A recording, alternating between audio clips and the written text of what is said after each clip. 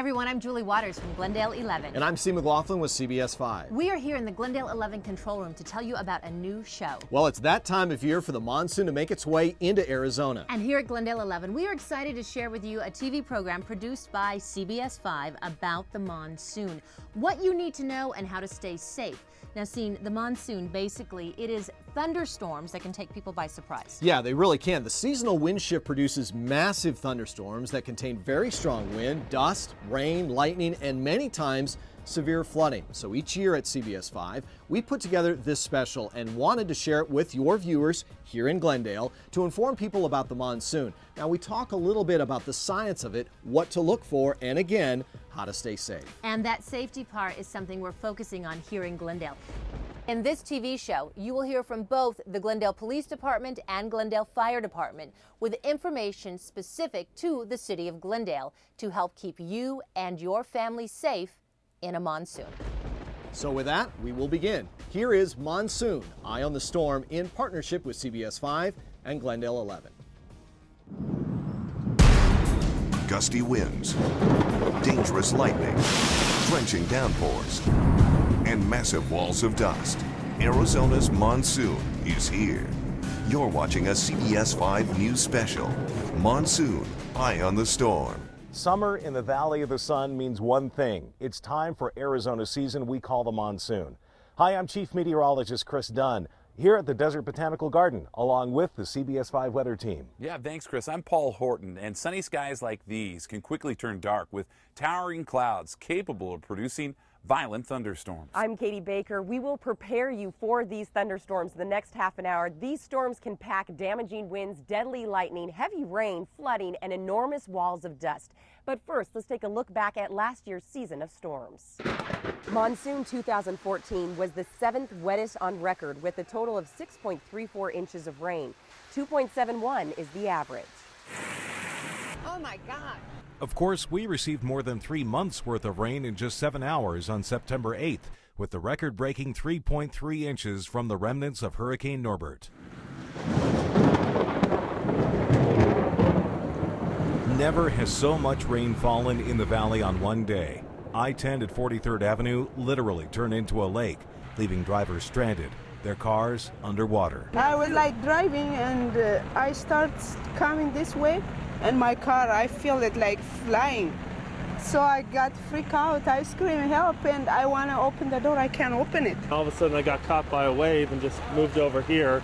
Couldn't open the door, so I just waited inside for the pressure to equalize from the inside to the outside, and then just opened it up and climbed out. Oh my God. Take a look at this DPS SUV, losing traction while trying to get around the flooding. It took more than 12 hours to clean up the mess that ADOT blames on a sensor that failed to activate a pump. Mesa was also hit very hard. This looks like a mini Katrina farther down to the west. The area near Stapley and the US 60 was underwater. These retention basins starting from all the way out in East Mesa are designed to fill and then spill over and fill to the next one. The problem is with this massive amount of rain that we received, they are all filling at the same time and they're at capacity. At least 125 homes had flood damage, and Governor Jan Brewer declared a state of emergency in Maricopa and La Paz counties. In addition to the intense flooding from the September 8th storm, Monsoon 2014 did not disappoint. Let's take you back to July 3rd when dust canceled Ahwatukee's Red, White, and Boom 4th of July event.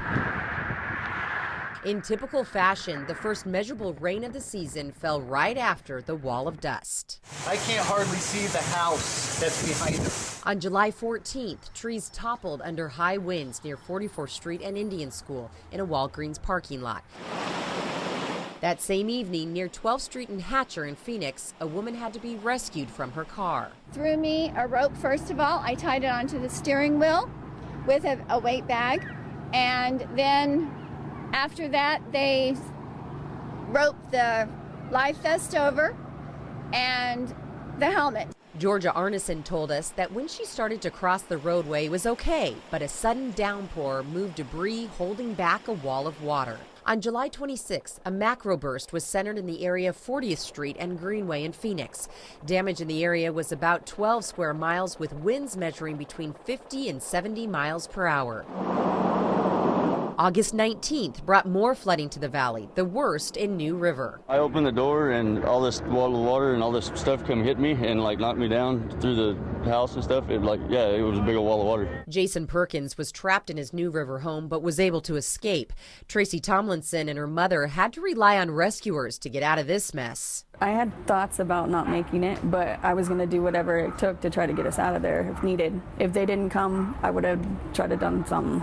Was this the front of the house? CBS 5 reporter Greg Argo saw the destruction firsthand, walking us through the damage the water did to Tracy's home. And that wall of water is so powerful, it hit the home right here. In fact, this is the foundation for that house, and it pushed it more than 10 feet, destroying everything inside. In New River, there were 7 water rescues that August morning. Monsoon 2014 went out with a bang. In fact, the strong winds caused a partial evacuation of the tower at Sky Harbor Airport. And also it left thousands of people in the dark where extremely high winds knocked over power poles across the valley. On the afternoon of September 27th, thunderstorms exploded west of Phoenix and moved into the metro area. These storms really resembled something we typically see in the Midwest, with winds in excess of 60 miles per hour. Wow, this storm is tearing up our freaking roof. Someone on the ramp at Sky Harbor took this video, which shows parts of the roof fly off Terminal 2. Inside, you could see computers had to be covered with tarps. The storm grounded all flights for about an hour. Once the storm had passed, there was debris everywhere, making it hard for planes who were lined up to take off or return to the gate. There was also widespread damage in the valley, but one area hit pretty hard was 59th Avenue and Greenway in Glendale. This woman was trapped in her car under live power lines and made it out with the help of rescue crews. APS told CBS 5 that 27 power poles were blown over by high winds, and at one point 70,000 customers were without power. Crews were in the area for a few days working to get those poles repaired. The Phoenix Fire Department's dispatched nearly 3,000 calls that day alone. At first, many people thought the damage left behind in Glendale on the 27th was a microburst. Well, it actually was straight-line winds, and the damage was widespread. Microbursts are strong and localized winds that can cause major destruction, and they're especially dangerous for airplanes trying to take off and land. One recent strong one hit us in 2008. The peak wind gust that August night at Sky Harbor was 75 miles per hour. 2011 brought strong winds as well. On August 18th, Santan Valley saw 60-mile-per-hour winds. More than 30 power poles were knocked down. A roof was also blown right off a home. This is a time lapse of what's called a wet microburst. It's called that because the rain with it reaches all the way to the ground. Look how quickly it develops and then just unleashes rain and wind rushing towards the ground with tremendous force. You've seen the damage caused by the monsoon, but what exactly is it? Here in Arizona, the month of June, we typically see dry westerly winds, but by July and August, these winds shift out of the south and southeast, and that wind shift brings a lot of moisture to our state from the Gulf of California and the Gulf of Mexico. We can really feel a difference in the humidity this time of year. Moisture is the fuel for thunderstorms, and as that moisture moves in, a combination of the change in elevation from the low desert to the high mountains, plus daytime heating from the sun causes those towering storms to develop. Okay, so as we just mentioned, a lot of the fuel for these thunderstorms comes up from the south, from the Gulf of California and the Gulf of Mexico. And because of that, these thunderstorms typically first start developing from the south and high in the mountains where the moist air is lifted into the sky. Those storms along the Mogollon Rim move cool air from the high country down to the desert. That air acts as a small cold front. It lifts the hot desert air and causes thunderstorms. As those towering thunderstorms collapse, rolling clouds of dust signal storms are coming. If you're driving around town and you see a dust storm approaching and you can't avoid it, here's what you should do. First, pull your car as far off the road as possible. Put the car in park. If your lights are on, turn them off. Apply the emergency brake and take your foot off the brake pedal. If you don't, other cars behind you may use your brake light as a guide and rear-end you. Getting around on the ground during a monsoon storm is difficult enough, but even more challenging and more dangerous is trying to fly through that stormy weather. Ground, good afternoon, Lear, taking number 9er. Charlie 10, clear for takeoff, traffic holding in position full length. Deer Valley Airport is the busiest general aviation airport in the country. Everybody has always got somebody else in their ear. T-246, Deer Valley Tower, hold short. Or somebody else giving them information and we just churn through it. Don Curtis is the air traffic manager here. He told us that air traffic controllers, whether here at Deer Valley or at a commercial airport like Sky Harbor, rely on radar and years of experience, as well as the pilots out there in the storm. 7 right to be a Charlie 3. They give us information, reference their speed, what type of winds they're getting, whether they're getting hail. Taxi via Charlie 9 Juliet Sierra. In fact, not having a pilot to tell the tower what's out there is one of the biggest challenges they face when directing air traffic. Another obstacle? It's the change in the storm. You can't predict it.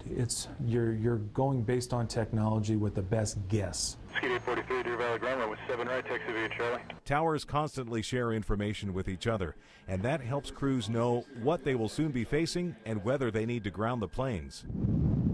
Microbursts and large hail to where you know nobody's going to go, then you will shut down operations and just wait it out. Or if the thunderstorm is sitting right on the end of the runway and it's just not safe. That means everyone who wants to land will be put in a holding pattern or diverted somewhere else. While it may be an inconvenience for passengers, Don says at the end of the day, there's just one goal. Keeping everything as safe as possible and awaiting the weather event to move on. And speaking of flying, I'm also a pilot, and I know how impressive the valley looks from the air. I have a front row seat, and so does CBS 5's Bruce Hafner. He tells us what it's like to bring you the view from above. And when you see the dust, you're seeing the wind, you're seeing Mother Nature. For 20 years, Bruce Hafner has been above it all. Water rescues, flooding, dust storms. You read what's the wind direction? Is it changing? You know, where are the storm clouds? Where is it darkest? You know, where's this cell centered at? Is there another cell somewhere else? Can I get between them? Do I need to land and let it blow over? Bruce has had to land the helicopter many times. His motto is to shoot the news, not be the news. We fly as safe as we can, and whenever things get a little dicey, we're on the ground. So what's it like to fly next to a 5,000-foot high dust storm? It's a steady wind. It's usually 30 miles an hour, 35 miles an hour in one direction. So for us, we enjoy that.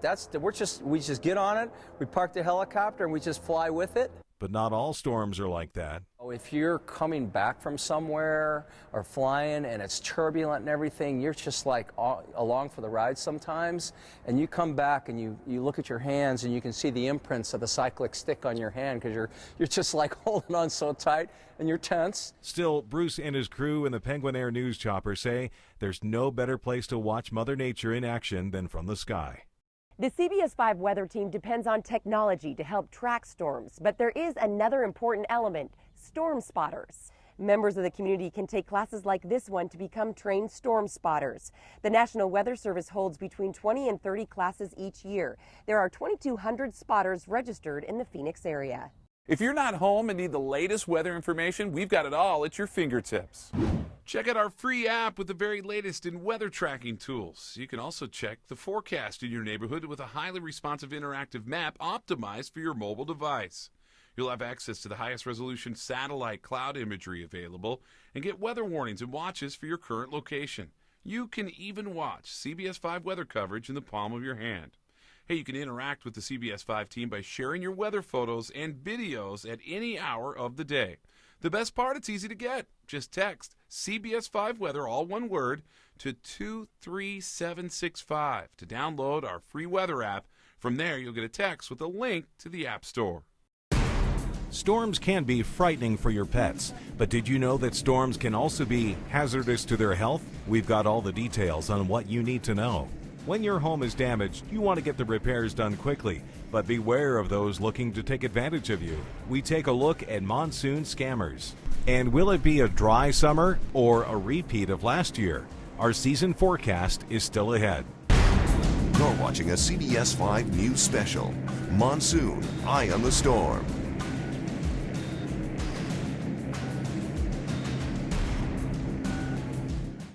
Hi everyone, I'm Julie Waters. Time for another quick break from the program you're watching, Monsoon, Eye on the Storm. Joining us is Glendale Police Chief Deborah Black. Chief, the city has an Emergency Operations Center. It's called an EOC for short.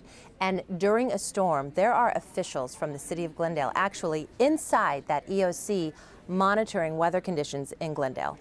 Julie, that's correct. We do have the opportunity to activate the EOC in a significant storm, and that allows us to not only get information from the National Weather Service about where the storm is and how it might be impacting us, but then we can dedicate city services as quickly as possible. We have direct contact with them so that we can get people the help they need very, very quickly. So Chief, let's talk about the roadways, and that involves your department. Many times during a monsoon, the power will go out, lights will flicker, so people are out driving on the road and they come to an intersection and either it's completely black or lights could be flashing. You could have an officer there, you may not. What is your advice? So 2 things to remember. If the lights are flashing or there are no signal lights, treat it like a 4-way stop and really be cautious about what other traffic might be doing.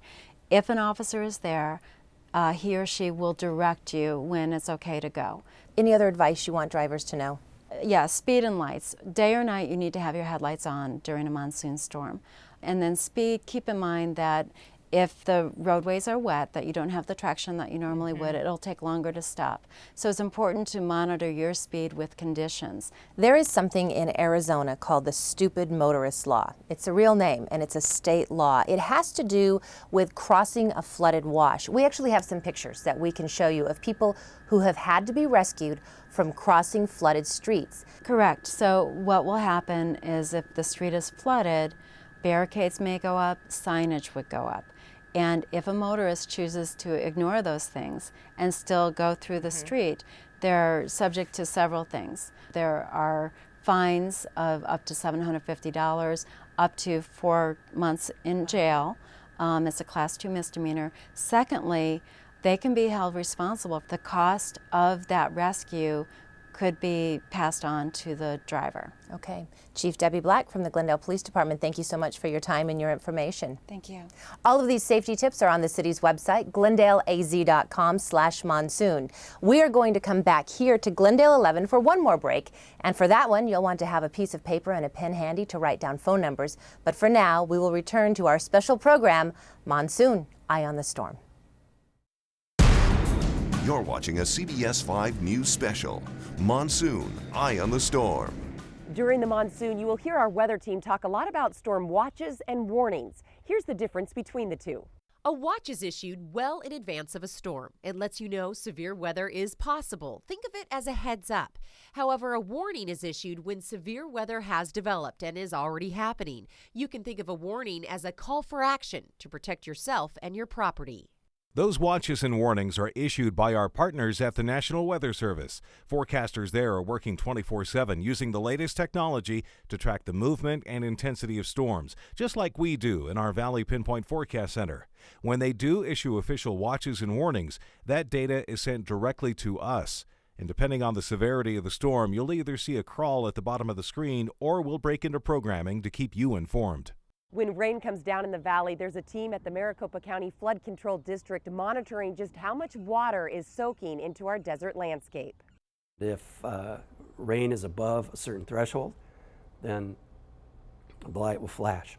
So we can see where it's raining very heavy versus where it's raining versus where it's not raining at all. Steve Waters is the flood warning manager for the Flood Control District of Maricopa County. He's part of a team that works 7 days a week during monsoon storms to keep Valley first responders informed. Before we established this network here, there really wasn't anything that was giving people information in real time. That network is comprised of 355 monitoring stations across Maricopa County and watersheds that feed the area, covering roughly 11,800 miles. We're watching everything from the majorest of rivers like the Salt and the Gila and the Agua Fria, all the way down to very small water courses that pose problems for motorists. The data gathered from those stations is then sent to first responders so they know where the flooding is taking place.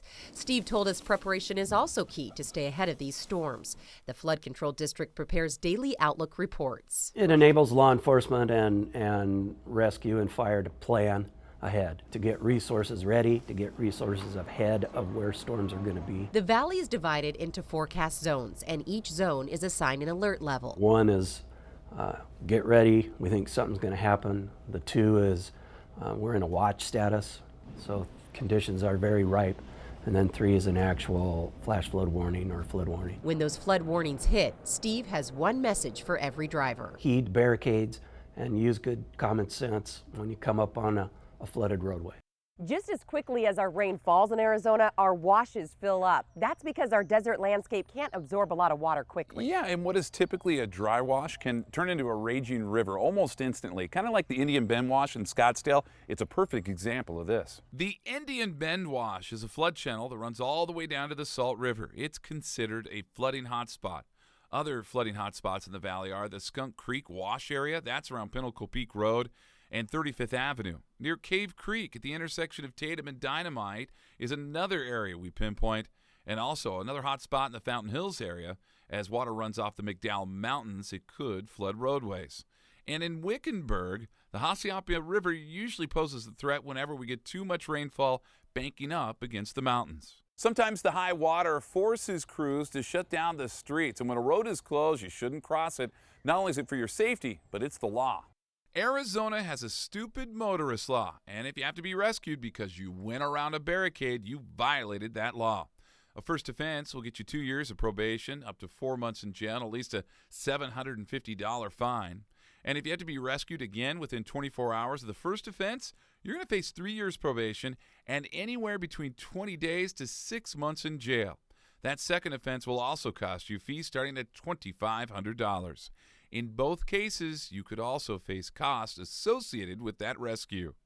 During monsoon storms, calls for help to the Phoenix Fire Department can double and even triple. But there is one key thing to remember if you find yourself needing help.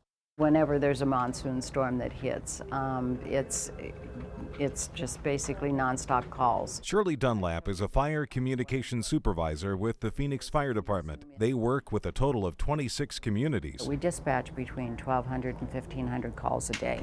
But that all changes when a monsoon storm hits. I would say that at minimum we probably double those calls and more likely triple on a big storm. Because of that, the department goes into something called emergency storm deployment. If we were going to a house fire, normally on that house fire you would have 3 engines, 1 ladder, and a chief.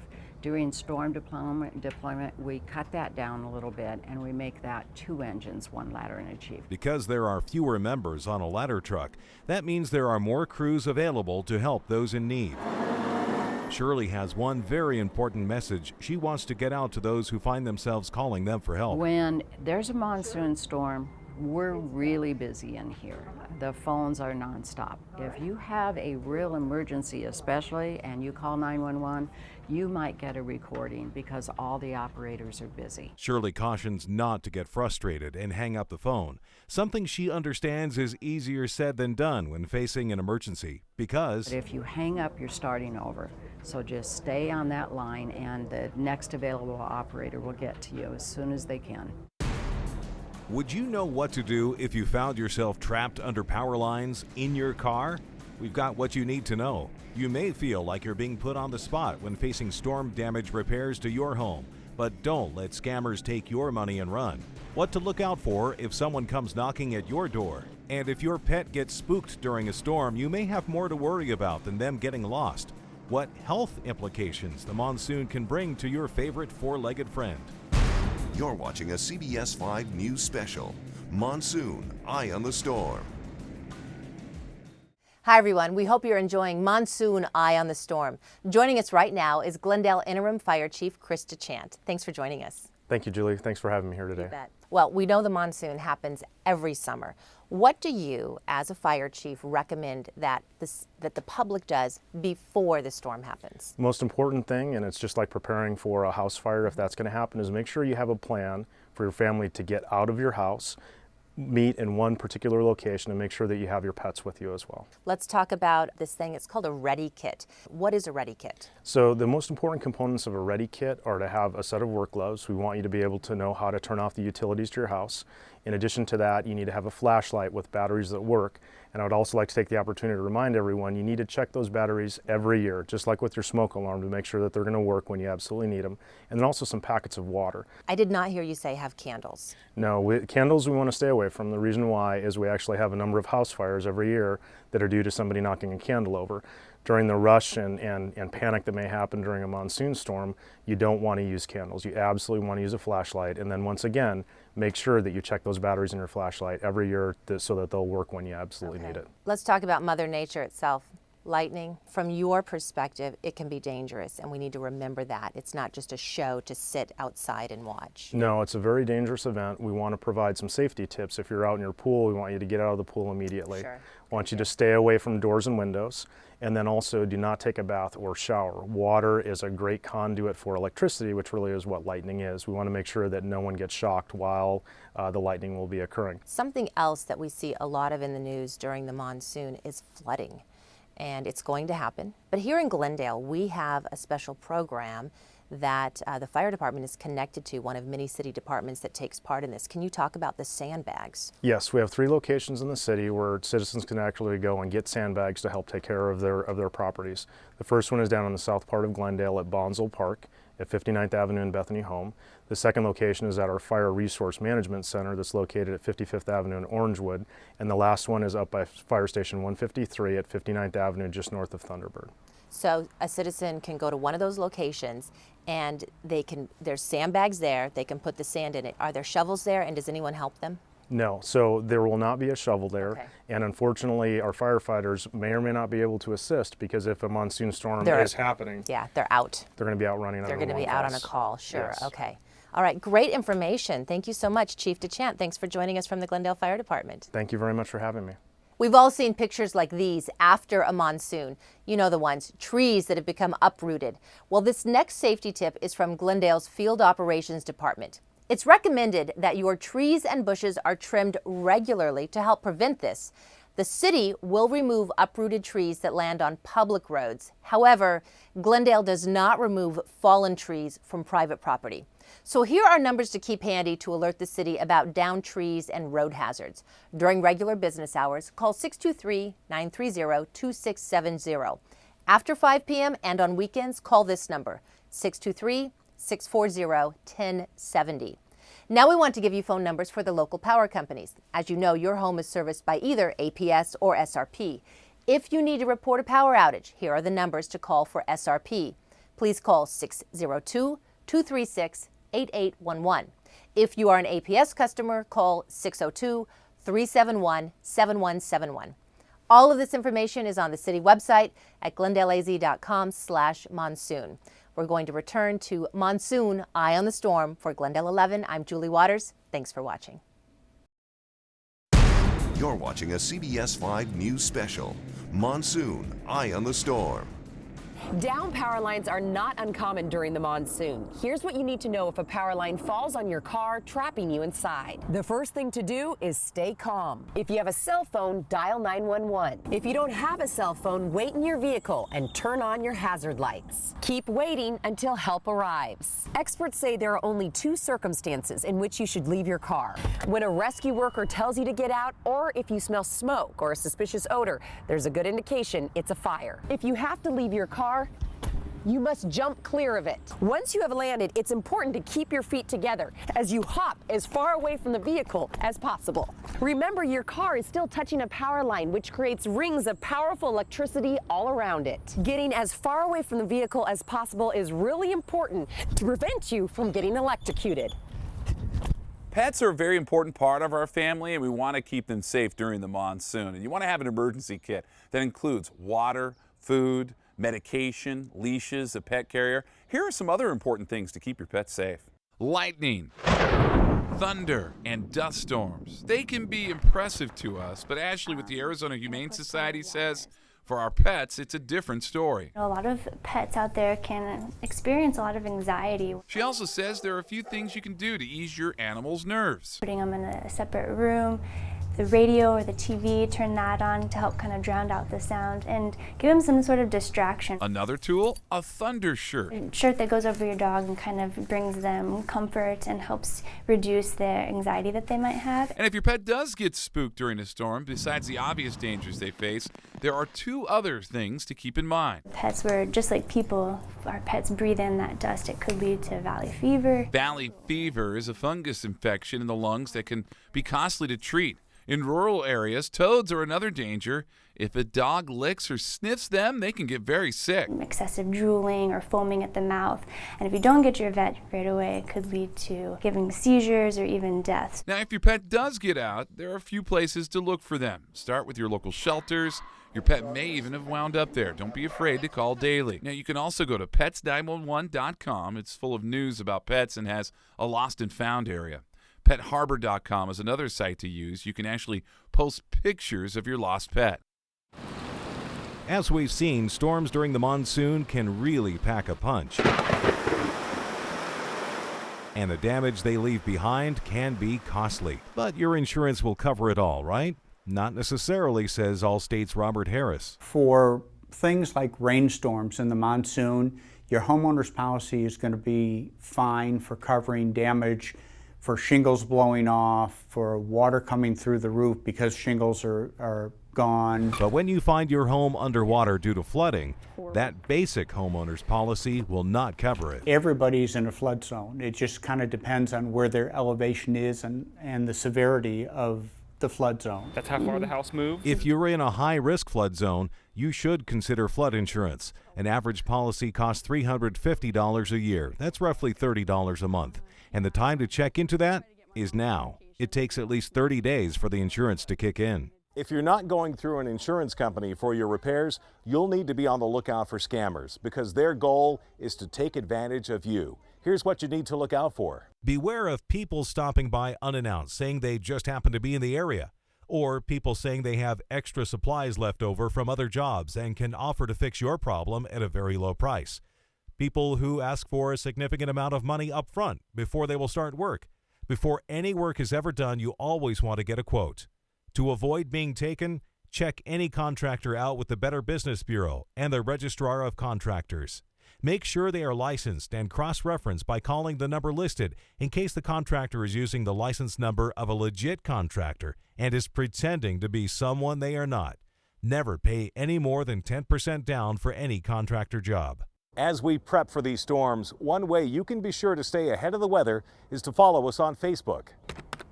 There you'll find storm alert updates. You can also share your weather pictures with us. You can also find us on Twitter. We'll keep you informed by following us at CBS5AZ and at Chris Dunn CBS5. And now it's time for the monsoon forecast for the season ahead. You know, we look at a lot of different factors that affect the monsoon, such as what's happening in the Pacific Ocean and the Gulf of California. Water temperatures in the Gulf, as well as off the coast of Southern California, actually stayed fairly warm this past winter, just like last year. And last year we found out that extra heat energy can translate into more tropical storms and hurricanes off the coast of Mexico, as well as more monsoon action for us here in the desert. That monsoon action typically comes in surges, which usually start up in early July. So even during an active monsoon, we still will likely see stretches of fairly quiet weather during the summer.